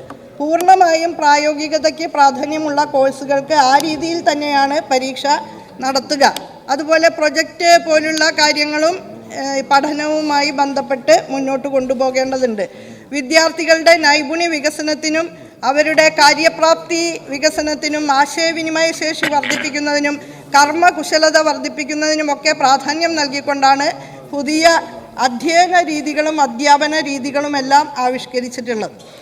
ശ്രീ കെ പ്രേംകുമാർ ചുമതലപ്പെടുത്തിയ പ്രകാരം Shri K D Prasenan. Sir, ഈ 4 വർഷ ബിരുദ പ്രോഗ്രാമിൽ ഇൻറ്റേർണൽ പരീക്ഷയുടെ അനുപാതം വർദ്ധിച്ചിട്ടുണ്ട്. ഇത് ചില വിദ്യാർത്ഥികൾക്കെങ്കിലും അകാരണമായ വേട്ടയാടലുകൾക്ക് വിധേയമാകാനുള്ള സാധ്യതയാണ് കാണുന്നത്. ഇത് സർക്കാരിൻ്റെ ശ്രദ്ധയിൽപ്പെട്ട് പരിഹരിക്കാൻ ആലോചിക്കുന്നുണ്ടോ? അതോടൊപ്പം തന്നെ ഈ 4 വർഷ ബിരുദ കോഴ്സ് ആരംഭിക്കുന്നതിൻ്റെ ഭാഗമായി അധ്യാപക എണ്ണം വർദ്ധിപ്പിക്കേണ്ടി വരുമോ? കോഴ്സ് പൂർത്തിയാക്കുന്ന വിദ്യാർത്ഥികൾക്ക് പ്ലേസ്മെൻറ്റ് നടത്തുന്നതിനാവശ്യമായ പ്രവർത്തനങ്ങൾ ആലോചിച്ചിട്ടുണ്ടോ? 3 ചോദ്യമാണ്. ഇന്റേണൽ പരീക്ഷകൾ എന്നുള്ളത് ഇന്ന് സാർവത്രികമായിട്ട് ഇന്റേണൽ മാർക്സ് എന്നുള്ളത് സാർവത്രികമായിട്ട് എല്ലാ സർവകലാശാലകളിലും ഇന്ന് അംഗീകരിക്കപ്പെട്ടിട്ടുള്ള കാര്യമാണ്. അത് നമുക്ക് ഒഴിവാക്കുന്നത് അനുയോജ്യമായ ഒരു കാര്യമല്ല. വിദ്യാർത്ഥികൾക്ക് ഇതുമായി ബന്ധപ്പെട്ട് പരാതികൾ ഉണ്ടാകുന്ന പക്ഷം അത് പരിഹരിക്കുന്നതിനുള്ള സംവിധാനങ്ങൾ സർവകലാശാല റെഗുലേഷനിൽ ഇതിനകം ഉൾപ്പെടുത്തിയിട്ടുണ്ട്. അറ്റൻഡൻസ്, ഇന്റേണൽ മാർക്സ് എന്നിവയുമായി ബന്ധപ്പെട്ട പരാതികൾ faculty adviser, course faculty, department coordinator of 4-year UG programme തുടങ്ങിയ വ്യക്തികളിലൂടെ, അതുപോലെ ബന്ധപ്പെട്ട വിദ്യാർത്ഥികൾ ഉൾപ്പെടുന്ന പരാതി പരിഹാര സെല്ലുകൾ, ഇവയുടെ സംയുക്ത സംവിധാനം പരിഹരിക്കണമെന്നുള്ള നിർദ്ദേശമാണ് നൽകിയിട്ടുള്ളത്. ഡിപ്പാർട്ട്മെൻറ്റ് തലത്തിൽ അങ്ങനെ പരിഹരിക്കാൻ സാധിച്ചില്ലെങ്കിൽ കോളേജ് തലത്തിലും സർവകലാശാല തലത്തിലും പരാതി പരിഹാര സംവിധാനങ്ങൾ നിലവിലുണ്ട്. വിദ്യാർത്ഥികൾക്ക് പരാതികൾ ഉണ്ടെങ്കിൽ, ഇൻറ്റേർണൽ മാർക്സിനെ സംബന്ധിച്ച് പരാതികൾ ഉണ്ടെങ്കിൽ അവർക്ക് ഈ പരാതി പരിഹാര സംവിധാനങ്ങളെ സമീപിക്കാവുന്നതാണ്. ഈ ഗ്രീവൻസ് റിഡ്രസൽ സെല്ലുകളെ ആക്ടിൻ്റെ ഭാഗമാക്കാൻ കഴിയുന്ന വിധത്തിലാണ് യൂണിവേഴ്സിറ്റി അമെൻമെൻറ്റ് ആക്ട് ഈ സഭയിൽ അവതരിപ്പിച്ചത്. നിർഭാഗ്യവശാൽ അതിൽ ബഹുമാനപ്പെട്ട ഗവർണർ ഒപ്പുവെക്കാത്ത കാരണം ആ കാര്യം നിയമമാക്കാൻ നമുക്ക് സാധിച്ചിട്ടില്ല. എങ്കിലും റെഗുലേഷൻസിൻ്റെ ഭാഗമായിട്ട് അത്തരം സംവിധാനങ്ങൾ നിലവിൽ വന്നിട്ടുണ്ട്. Shri T V Ibrahim. Sir, മുൻ ഉന്നത വിദ്യാഭ്യാസ വകുപ്പ് മന്ത്രി കൂടിയായ മെമ്പർ കെ ടി ജലീൽ ചോദിച്ച ചോദ്യത്തിൽ നിന്ന് തന്നെ ഉന്നത വിദ്യാഭ്യാസ രംഗത്ത് നിലനിൽക്കുന്ന അവ്യക്തത വളരെ പ്രകടമാണ്. 4 വർഷത്തെ കോഴ്സ് FIUGP നടപ്പിലാക്കിയപ്പോൾ ആ കോഴ്സിന് അതിൻ്റെ മെറിറ്റ് ആയി ചൂണ്ടിക്കാണിച്ചിരിക്കുന്ന ജോബ് അവസരങ്ങൾ, അതുപോലെ തന്നെ മൈനർ മേജർ കോഴ്സുകൾ തമ്മിലുള്ള മാറ്റങ്ങൾ, കോളേജുകൾ മാറ്റങ്ങൾ, ഇതൊന്നും ഫലത്തിൽ വിദ്യാർത്ഥികൾ ഉപകാരപ്പെടുന്നില്ല എന്നതാണ് വാസ്തവം. കഴിഞ്ഞ പ്രാവശ്യം പോലും 10 റിപ്പോർട്ടിൽ വന്നിരിക്കുന്നത് ആകെ മേജർ കോഴ്സുകൾക്ക് മാറ്റം എന്ന് പറയുന്നത് 114 കുട്ടികൾ മാത്രമാണ് മേജർ കോഴ്സിന് അപ്ലൈ ചെയ്തിട്ടുള്ളത്. അങ്ങനെയുള്ള ഈ മാറ്റം ഏത് തരത്തിലും ഈ ഉന്നത വിദ്യാഭ്യാസ രംഗത്ത് ഗുണം ഭവിച്ചിട്ടില്ല. കുറുക്കൻ ആനയെ പിടിച്ചതുപോലെ തന്നെയാണ് ഇപ്പോഴും FIUGP നടപ്പിലാക്കുന്നത്. ഇതിനൊരു വ്യക്തത വരുത്താൻ വേണ്ടിയിട്ട് എന്ത് നടപടിയാണ് സർക്കാർ എടുത്തിട്ടുള്ളത്? ബഹുമാനപ്പെട്ട മെമ്പർ ഇവിടെ പറഞ്ഞ പോലെ 114 കുട്ടികൾക്ക് മേജർ മാറ്റാൻ കഴിഞ്ഞു എന്നുള്ളത് തന്നെ ഇതിൻ്റെ ഒരു നേട്ടമാണ് എന്ന് ഞാൻ ചൂണ്ടിക്കാണിക്കുകയാണ്. അത് ചെറിയ കാര്യമൊന്നുമല്ല. മുൻകാലങ്ങളിലാണെങ്കിൽ അങ്ങനെ മാറാൻ കഴിയില്ല.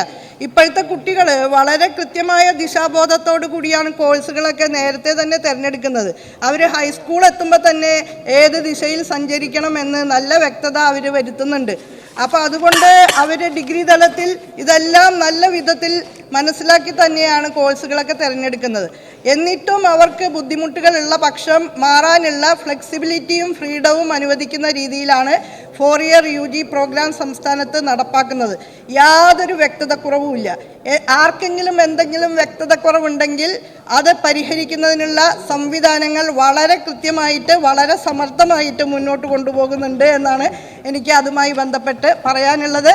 ഈ 2 മാസം കൂടുമ്പോൾ റിവ്യൂ ചെയ്തുകൊണ്ട് എന്തെങ്കിലും പ്രശ്നങ്ങളുണ്ടെങ്കിൽ അത് എല്ലാവരും കൂടി ആലോചിച്ച് പരിഹരിക്കാൻ ശ്രമിക്കുന്നുണ്ട്. നല്ല ടീം വർക്കായിട്ടാണ് കേരളത്തിലെ ഉന്നത വിദ്യാഭ്യാസ മേഖലയിൽ സർവകലാശാലകളെല്ലാം മുന്നോട്ട് പോകുന്നത്. ബെസ്റ്റ് പ്രാക്ടീസസ് ഷെയർ ചെയ്തുകൊണ്ട് തന്നെ അവർ മാതൃകകൾ സൃഷ്ടിക്കുന്നു എന്നുള്ളതാണ് ബഹുമാനപ്പെട്ട അംഗത്തോട് എനിക്ക് പറയാനുള്ളത്. ശ്രീ മുഹമ്മദ് മോഹ്സിൻ. ഈ 4 ഇയർ ഡിഗ്രി കോഴ്സിനെ സംബന്ധിച്ചിടത്തോളം അതിൻ്റെ അവസാനത്തെ വർഷം വളരെ നല്ല രീതിയിൽ ഉപയോഗിക്കുകയാണെങ്കിൽ കുട്ടികൾക്ക് ചെറുപ്രായത്തിൽ തന്നെ റിസർച്ച് ഓറിയൻറ്റേഷൻ വരാനും എക്സ്പീരിയൻഷ്യൽ ലേണിംഗ് എന്നുള്ള നിലക്കും വലിയ പ്രയോജനം കിട്ടും. അതിനുവേണ്ടിയാണല്ലോ അപ്പോൾ നമ്മൾ ഇന്റേൺഷിപ്പ് പോർട്ടൽ കെൽട്രോണുമായി ചേർന്ന് തുടങ്ങുന്നു എന്ന് പറഞ്ഞതിന് അഭിനന്ദനങ്ങൾ.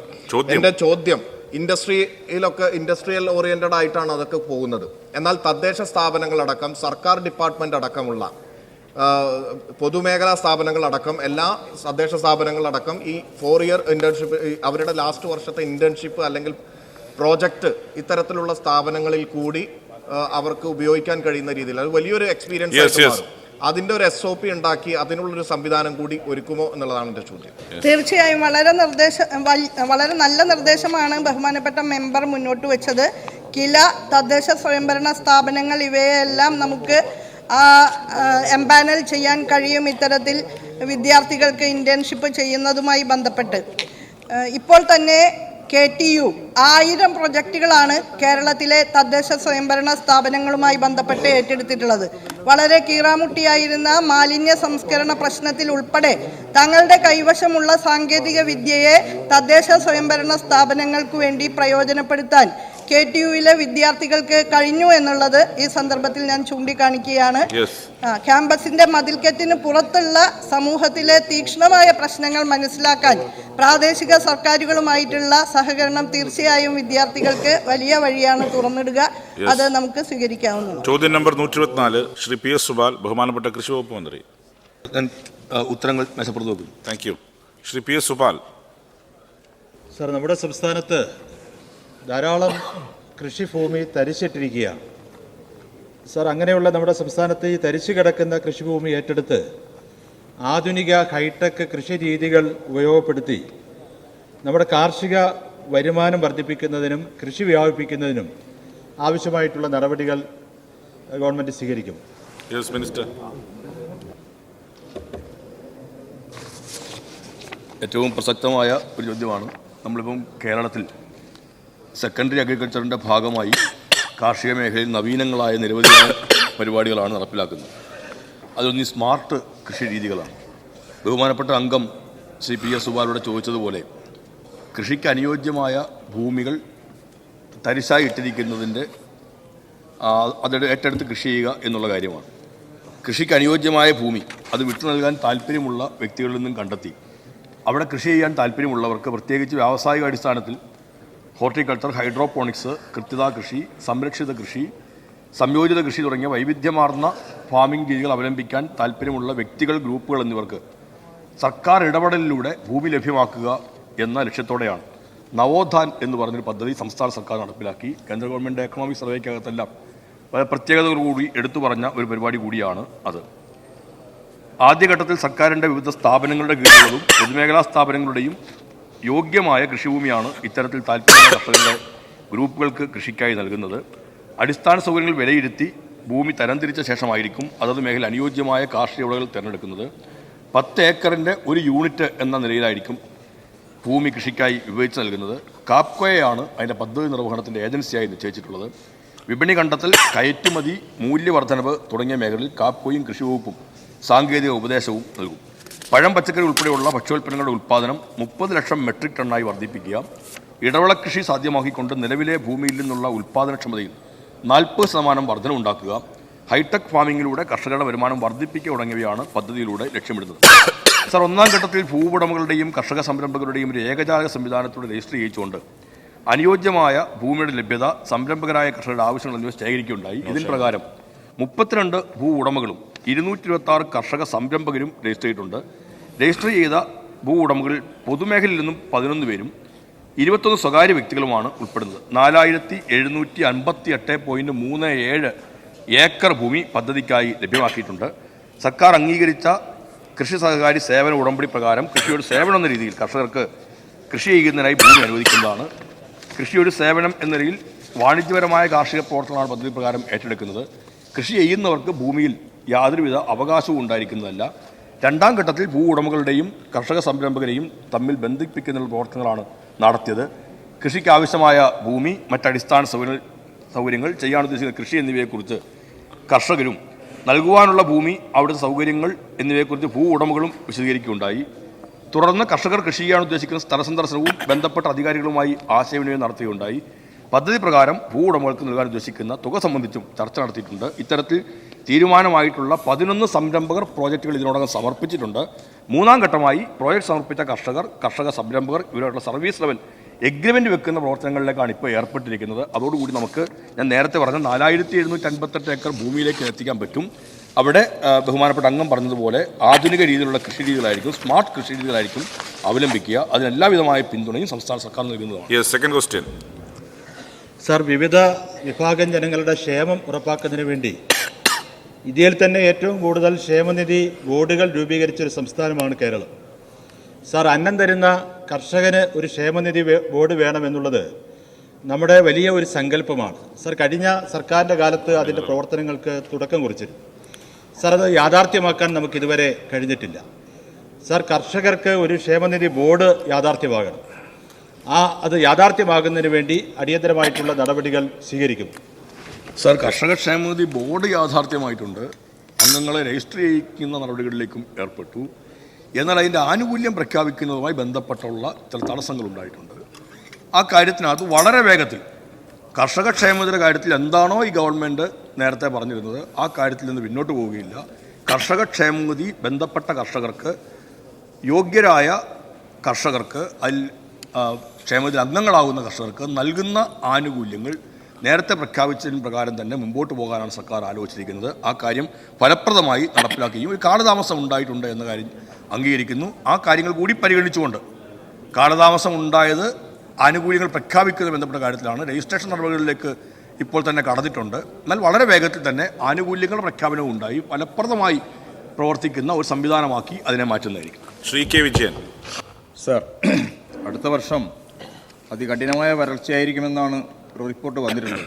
അതിൽ കോഴിക്കോട് ജില്ല ഏറ്റവും പ്രധാനമായി ഉണ്ടാകുമെന്നും സൂചിപ്പിച്ചിട്ടുണ്ട്. എൻ്റെ ചോദ്യം, ജലസേചനം വിളകളുടെ ഉൽപ്പാദനം വർദ്ധിപ്പിക്കുമെന്ന് ശാസ്ത്രീയമായി തെളിയിക്കപ്പെട്ടുള്ളതാണ്.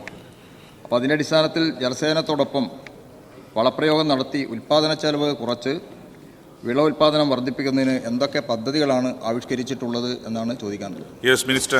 സർ, 2018 മുതൽ കേരളത്തിൻ്റെ കാലാവസ്ഥയിൽ അപ്രവചനീയമായൊരു മാറ്റം സംഭവിച്ചിട്ടുണ്ട്. 2018 നമ്മൾ പ്രളയമാണ്, അന്നത്തെ പ്രളയമാണ് നമ്മൾ ഏറ്റവും മുമ്പിൽ നമ്മൾ കണ്ടൊരു വലിയ പ്രശ്നം. ഇത് കർഷകർ കാലാകാലങ്ങളായി കൈകാര്യം ചെയ്തുകൊണ്ടിരിക്കുന്ന ഒരു കലണ്ടറുണ്ട്, ഒരു കാർഷിക കലണ്ടർ. ആ കാർഷിക കലണ്ടറിൻ്റെയൊക്കെ രീതികളെ താളം തെറ്റിക്കുക തന്നെ ചെയ്തു. അപ്പോൾ ശാസ്ത്രീയമായും കാലാവസ്ഥാ വ്യതിയാനത്തെ പ്രതിരോധിക്കുന്നതുമായ കൃഷി രീതികൾ അവലംബിക്കേണ്ടതിൻ്റെ ആവശ്യകതയിലേക്ക് തന്നെയാണ് ഗവൺമെൻറ് നീങ്ങിയത്. അതിൻ്റെ ഭാഗമായുള്ള പദ്ധതികൾ നടപ്പിലാക്കുന്നതിലേക്ക് എത്തി. ഇവിടെ ബഹുമാനപ്പെട്ട അംഗം ഒരു കാര്യം കൂടി പറഞ്ഞു, ജലസേചനത്തിൻ്റെ കാര്യം പറഞ്ഞു. ജലസേചനം നേരത്തെ എല്ലാം ഇഷ്ടംപോലെ വെള്ളം എടുത്തൊഴിക്കുക എന്നുള്ളതായിരുന്നു. ഇപ്പോൾ അങ്ങനെയല്ല. അതിനൊരു മാറ്റമെല്ലാം വന്നിട്ടുണ്ട്. ഒരു ഓട്ടോമേറ്റഡ് ഫെർട്ടിഗേഷൻ സിസ്റ്റങ്ങൾ, ജലസേചനത്തോടൊപ്പം വളങ്ങൾ കൃത്യമായ അളവിൽ സസ്യങ്ങൾക്ക് നൽകുന്നത് സ്മാർട്ട് കൃഷി സാങ്കേതിക വിദ്യയാണ്. ഇത് വിഭവനഷ്ടം കുറയ്ക്കുകയും വിളവ് വർദ്ധിപ്പിക്കുകയും മണ്ണിൻ്റെ ഗുണനിലവാരം സംരക്ഷിക്കുകയും ചെയ്യുന്നുണ്ട്. കൃഷി വകുപ്പും സംസ്ഥാന ഹോർട്ടിക്കൾച്ചർ മിഷനും ചേർന്നിട്ട് പെർ ഡ്രോപ്പ് മോർ ക്രോപ്പ് പദ്ധതി വഴി ഫെർട്ടിഗേഷൻ സിസ്റ്റങ്ങൾ സ്ഥാപിക്കാനുള്ള പിന്തുണ ഇപ്പോൾ കർഷകർക്ക് നൽകുന്നുണ്ട്. ജലവും വളവും നിയന്ത്രിതമായി വിളകൾക്ക് നൽകാൻ കഴിയുന്ന പ്രൈവാ കോമ്പാസ് പോലുള്ള സ്മാർട്ട് കമ്പ്യൂട്ടർ സംവിധാനങ്ങൾ അമ്പലവയലിലെ സെൻറ്റർ ഓഫ് എക്സലൻസിൽ കർഷകർക്ക് പരിചയപ്പെടുത്തുന്നുണ്ട്. കേരള കാർഷിക സർവകലാശാലയുടെയും കൃഷി വകുപ്പിൻ്റെയും മാതൃകാ കൃഷിയിടങ്ങളിൽ ഇത്തരം കൃഷി പ്രദർശനം നടത്തുന്നുണ്ട്. ഇത് കർഷകർക്ക് സാങ്കേതികവിദ്യ സ്വീകരിക്കാൻ പ്രചോദനമാകുന്നു. പോളി ഹൗസുകളിൽ പച്ചക്കറി, പൂക്കൾ എന്നിവ വളർത്തുന്ന കർഷകർ നിലവിൽ ഈ സംവിധാനം ഉപയോഗിച്ച് ഉൽപ്പാദനക്ഷമത വർദ്ധിപ്പിക്കുന്നുണ്ട്. കേന്ദ്ര സംസ്ഥാന പദ്ധതിയായ RKVY per crop more drop പദ്ധതിയുടെ ഭാഗമായി ജലസേചന സംവിധാനത്തോടൊപ്പം വളപ്രയോഗവും ഏകോപിപ്പിക്കുന്നതിനായി നിരവധി ഘടകങ്ങൾ ഉൾപ്പെടുത്തിയിട്ടുണ്ട്. സൂക്ഷ്മ ജലസേചന മാർഗ്ഗങ്ങൾ അവലംബിക്കാൻ സഹായം നൽകുന്നതോടൊപ്പം വളപ്രയോഗത്തിനുള്ള ഫെർട്ടിഗേഷൻ സംവിധാനത്തിനുള്ള സഹായവും പദ്ധതിയുടെ ഭാഗമായി നൽകുന്നു. 40 മുതൽ 50% വരെ ജലം ലാഭിക്കുന്നതിനും വെള്ളവും വളവും കൃത്യമായി നൽകുന്നതിനും ഈ പരിപാടിയുടെ ഭാഗമായി ഈ ഫെർട്ടിഗേഷനിലൂടെ കഴിയുന്നുണ്ട്. നടപ്പ് സാമ്പത്തിക വർഷം പെർ ഡ്രോപ്പ് മോർ ക്രോപ്പ് പദ്ധതിക്കായി 100 കോടി രൂപയാണ് വകയിരുത്തിയിട്ടുള്ളത്. ചെറുകിട നാമമാത്ര കർഷകർക്ക് ചെലവിൻ്റെ 55% വരെയും മറ്റ് കർഷകർക്ക് 45% വരെയും പദ്ധതി നിബന്ധനകൾക്ക് വിധേയമായി ധനസഹായം ലഭിക്കും. കേരഗ്രാമം നടപ്പിലാക്കുന്ന പഞ്ചായത്തുകളിൽ കർഷകർക്ക് ഇതിന് പുറമെ 30% അധിക ധനസഹായം കൂടി ലഭ്യമാകുന്ന തരത്തിൽ പദ്ധതി നടപ്പിലാക്കാൻ കഴിയും. പരമാവധി 5 ഹെക്ടർ വരെ ആനുകൂല്യം ലഭിക്കും. അസംരക്ഷിത വനമേഖലയിൽ കൃഷി ചെയ്യുന്ന കർഷകർക്ക് 90% വരെ സബ്സിഡി ലഭിക്കുന്നതാണ്. ജലസേചന സ്രോതസ്സുകളുടെ വികസനം, പമ്പിംഗ് ആവശ്യങ്ങൾ തുടങ്ങിയവയ്ക്കും ഓട്ടോമേഷൻ സംവിധാനം ഉൾപ്പെടുത്തുന്നതിനും പ്രത്യേക ധനസഹായവും ലഭിക്കുന്ന തരത്തിലാണ് പദ്ധതികൾ ഇപ്പോൾ ആവിഷ്കരിച്ച് നമ്മൾ നടപ്പിലാക്കുന്നത്. Shri V R Sunilkumar. Sir, സംസ്ഥാനത്ത് ഹൈഡ്രോപോണിക്സ്, എയ്റോപോണിക്സ് തുടങ്ങിയവ ഉൾപ്പെടുത്തി അർബൻ അഗ്രികൾച്ചർ പ്രോത്സാഹിപ്പിക്കുന്നതിനും ഡ്രോണുകളുടെ സഹായത്തോടെ ഉള്ള കൃഷിരീതികൾ അവലംബിക്കുന്നതിനും എന്തൊക്കെ പദ്ധതികൾ നടപ്പിലാക്കി വരുന്നു? സർ, നമ്മൾ കേരളത്തിൽ കാലാകാലങ്ങളായി പറഞ്ഞുകൊണ്ടിരുന്ന കൃഷിരീതികളിൽ നിന്ന് വലിയ മാറ്റത്തിൻ്റെ ഒരു രീതി തന്നെയാണ് ശാസ്ത്ര സാങ്കേതിക വിദ്യയുടെ വികാസത്തിൻ്റെ ഭാഗമായി ഇന്ന് ഉപയോഗിച്ചുകൊണ്ടിരിക്കുന്ന കൃഷി കാര്യങ്ങളെക്കുറിച്ചാണ് ബഹുമാനപ്പെട്ട അംഗം തന്നെ പറഞ്ഞത്. നമുക്ക് അത്ര വലിയ പരിചയം നേരത്തെ ഇല്ലായിരുന്നൊരു മേഖല ഈ ഹൈഡ്രോപോണിക്സ്, എയറോപോണിക്സ് എന്നിവയല്ല. മണ്ണില്ലാണ്ട് കൃഷി പറ്റുകയില്ല എന്ന് കണക്കാക്കിയിരുന്നിടത്ത് നിന്ന് മണ്ണിൻ്റെ ആവശ്യമില്ലാത്ത തരത്തിൽ കൃഷി കൊണ്ടുപോകാൻ കഴിയുമെന്നും കൂടുതൽ ഉൽപ്പാദനം ഉണ്ടാക്കിയെടുക്കാൻ കഴിയുമെന്നും തെളിയിക്കപ്പെട്ട കൃഷിരീതികളാണ് ഈ എയറോപോണിക്സ് പോലുള്ള സംവിധാനങ്ങൾ. നമ്മുടെ സാമൂഹിക ജീവിതത്തിൽ ഉണ്ടായിക്കൊണ്ടിരിക്കുന്ന നിരവധിയായ മാറ്റങ്ങളുടെ പശ്ചാത്തലത്തിലാണ് ഈ നഗരകൃഷി, ബഹുമാനപ്പെട്ട അംഗം ഇവിടെ സൂചിപ്പിച്ചു, ഏറ്റവും പ്രാധാന്യമേറിയ ഒന്നായിട്ട് മാറിയിരിക്കുകയാണ്. നഗരത്തിൻ്റെ കൃഷിരീതികളായിരുന്നു ഈ ഗ്രോബാഗ് കൃഷി, മട്ടുപ്പാവിലെ കൃഷി, വെർട്ടിക്കൽ ഫാമിങ്, അതുപോലെ കൂൺ കൃഷി തുടങ്ങിയവ ഇന്ന് സ്മാർട്ട് കൃഷിക്ക് വഴിമാറിക്കൊണ്ടിരിക്കുകയാണ്. ഹൈഡ്രോപോണിക്സ്, എയറോപോണിക്സ്, അക്വാപോണിക്സ് തുടങ്ങിയവ നമ്മുടെ സംസ്ഥാനത്തും വലിയ തോതിൽ വ്യാപിച്ചുകൊണ്ടിരിക്കുന്നുണ്ട്. മണ്ണിൻ്റെ ആവശ്യം തീരെയില്ലാത്ത ചെടികൾക്ക് ആവശ്യമായ പോഷകങ്ങൾ ചേർന്നിട്ടുള്ള വെള്ളത്തിൽ ഇലക്കറികളും മറ്റും വളർത്തുന്ന രീതിയാണ് ഹൈഡ്രോപോണിക്സ് എന്നുള്ളത്. ഹൈഡ്രോപോണിക്സ് കൃഷിക്കൊപ്പം മത്സ്യകൃഷിയെ കൂടി സംയോജിപ്പിക്കുന്നതാണ് അക്വാപോണിക്സ്. മത്സ്യങ്ങളിൽ നിന്നുണ്ടാകുന്ന വേസ്റ്റ് ചെടികൾക്ക് ആഹാരമായി മാറുന്ന രീതിയാണ് അവിടെ ഉള്ളത്. ചെടികൾ വെള്ളത്തെ ശുദ്ധീകരിച്ച് മത്സ്യങ്ങൾക്ക് നല്ല ആവാസ വ്യവസ്ഥയും സൃഷ്ടിക്കും. ഇതാണ് ഈ വിധത്തിലുള്ള കൃഷി അടിസ്ഥാനം. മണ്ണിലും വെള്ളത്തിലും അല്ലാതെ അന്തരീക്ഷത്തിൽ അവരുടെ വേരുകളിലേക്ക് പോഷകങ്ങളും വെള്ളവും മിസ്റ്റ് രൂപത്തിൽ നൽകുന്ന അത്യാധുനിക സംവിധാനമാണ് ഈ എയറോപോണിക്സ് എന്നുള്ളത്. ഹൈഡ്രോപോണിക്സ്, എയറോപോണിക്സ് എന്നിവ സംസ്ഥാന ഹോർട്ടിക്കൾച്ചർ മിഷൻ വഴി ഈ വർഷം മുതൽ വ്യാപകമായി നടപ്പിലാക്കും. ഇതിലേക്ക് താല്പര്യമുള്ളവർക്ക് കേരള കാർഷിക സർവകലാശാല വഴി പരിശീലനം നൽകാനും തുടർന്ന് ഹോർട്ടിക്കൾച്ചർ മിഷന്റെ സാമ്പത്തിക സഹായത്തോടെ പദ്ധതി നടപ്പാക്കാനുമാണ് ലക്ഷ്യമിട്ടിട്ടുള്ളത്. ഹൈഡ്രോപോണിക്സ്, എയറോപോണിക്സ് പദ്ധതികൾ നടപ്പിലാക്കുന്നതിൽ ഒരു ചതുരശ്ര മീറ്ററിന് 350 രൂപയാണ് ചെലവ് കണക്കാക്കിയിട്ടുള്ളത്. ഇത് 50% തുക ഹോർട്ടിക്കൾച്ചർ മിഷൻ ഗുണഭോക്താക്കൾക്ക് സബ്സിഡിയായി നൽകും. ഗുണഭോക്താക്കൾക്ക് ആവശ്യമായ പരിശീലനവും സൗജന്യമായി നൽകുന്നുണ്ട്. തുടർന്ന് തുടക്കം എന്ന നിലയിൽ 25-26 വർഷത്തിൽ 40,000 ചതുരശ്ര മീറ്റർ ഹൈഡ്രോപോണിക്സ്, എയറോപോണിക്സ് യൂണിറ്റുകൾ നടപ്പിലാക്കുന്നതിനാണ് സംസ്ഥാന സർക്കാർ ലക്ഷ്യമിടുന്നത്. ഇതിനായി 70 ലക്ഷം രൂപ അനുവദിച്ചു കഴിഞ്ഞിട്ടുണ്ട്. കൂടാതെ സംസ്ഥാന പദ്ധതിയിൽ ഉൾപ്പെടുത്തി ഹൈഡ്രോപോണിക്സ് യൂണിറ്റുകളുടെ ധനസഹായമായി 35 ലക്ഷം രൂപയും വകയിരുത്തിയിട്ടുണ്ട്. ടിഷ്യൂ കൾച്ചർ സാങ്കേതിക വിദ്യകളിലൂടെ ഉരുളക്കിഴങ്ങിൻ്റെ രോഗപ്രതിരോധ ശേഷിയും ഉയർന്ന ഉൽപ്പാദന ക്ഷമതയുള്ള തൈകൾ ഉൽപ്പാദിപ്പിക്കുന്നതിനും എയറോപോണിക്സ് സാങ്കേതിക വിദ്യ കൈമാറ്റത്തിനും സർ കഴിഞ്ഞ ദിവസം പഞ്ചാബിലെ ഹോർട്ടിക്കൾച്ചർ വകുപ്പിൻ്റെ മന്ത്രിയുമായി അതിൽ ഉദ്യോഗസ്ഥരുമായി ചർച്ച നടത്തിയിരുന്നു. പഞ്ചാബ് സർക്കാരുമായി ഒരു ധാരണാപത്രത്തിൽ ഒപ്പുവെക്കുന്നതിനുള്ള പ്രാരംഭ നടപടികളും സ്വീകരിച്ചിട്ടുണ്ട്. ഇതൊരു വലിയ ബിസിനസ് സംരംഭങ്ങളായി ഈ ഹൈഡ്രോപോണിക്സും എയറോപോണിക്സും മാറുകയാണ്. ഇപ്പം കൊല്ലം ജില്ലയിൽ തന്നെ വെട്ടിക്കവലയിൽ അമൽ എന്നു പേരുള്ള യുവാവ് 1/2 ഏക്കറിൽ 2000 ചതുരശ്ര മീറ്ററിൽ സ്ഥാപിച്ചിട്ടുള്ള ഹൈഡ്രോപോണിക്സ് യൂണിറ്റിൽ നിന്നും അയാൾക്ക് കിട്ടുന്ന ശരാശരി മാസ വരുമാനം 5 ലക്ഷം രൂപയാണെന്നാണ് അറിയിച്ചുള്ളത്. അപ്പം ഇങ്ങനെ വലിയ തോതിൽ തന്നെ വ്യാവസായിക അടിസ്ഥാനത്തിൽ തന്നെ വലിയ ബിസിനസ് സംരംഭങ്ങൾ ഉണ്ടാകുന്ന തരത്തിൽ കേരളം എത്തുന്നുണ്ട്.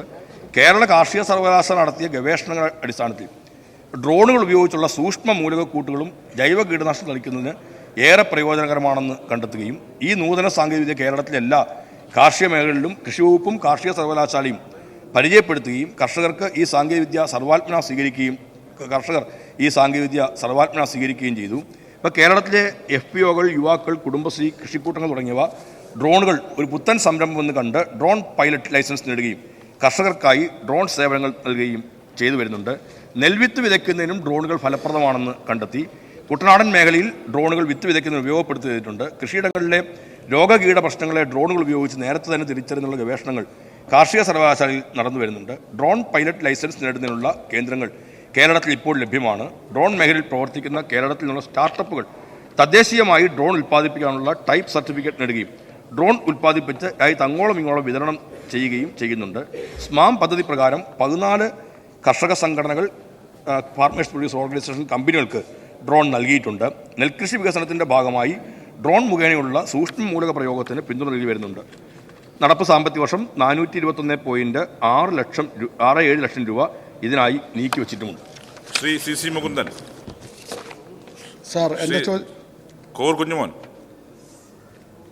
സാർ, എൻ്റെ ചോദ്യം കൃഷിയുമായി ബന്ധപ്പെട്ട ഡിജിറ്റൽ സേവനങ്ങൾ കർഷകർക്ക് ലഭ്യമാക്കുന്നതിനായി രൂപകൽപ്പന ചെയ്തിട്ടുള്ള കതിർ ആപ്പിന് കർഷകർക്കിടയിൽ പ്രചാരം ലഭിച്ചിട്ടുണ്ടോ? എന്തെല്ലാം സേവനങ്ങളാണ് ഇതിലൂടെ കർഷകർക്ക് ലഭിക്കുന്നത്? കർഷകന്റെ അടുത്ത് നേരിട്ട് എത്തി ഡിജിറ്റൽ സേവനങ്ങൾ ചെയ്യുന്നതിന് സഹായമായ പ്രവർത്തനങ്ങൾ നടത്താമോ? Yes minister please. സർ, 23 മൊഡ്യൂളുകളുള്ള ഏറ്റവും ആധുനികമായ ഒരു സംവിധാനമാണ് കതിർ ആപ്പിലൂടെ വന്നിരിക്കുന്നത്. ഇതിനോടകം തന്നെ 12.7 ലക്ഷം കർഷകർ രജിസ്റ്റർ ചെയ്തിട്ടുണ്ട്. ശരാശരി ഉപയോഗ സമയവും സ്ഥിരമായ ലോഗിൻ സെഷനും കാണിക്കുന്നത് കർഷകർ ആപ്പിലൂടെ സേവനങ്ങൾ ഉപയോഗിക്കുന്നുണ്ട് എന്നാണ്. മെച്ചപ്പെട്ട സേവനം കർഷകർക്കിലൂടെ ലഭ്യമാകുന്നത്. Yes, order. ചോദ്യോത്തരങ്ങൾ അവസാനിച്ചിരിക്കുന്നു. ഓർഡർ.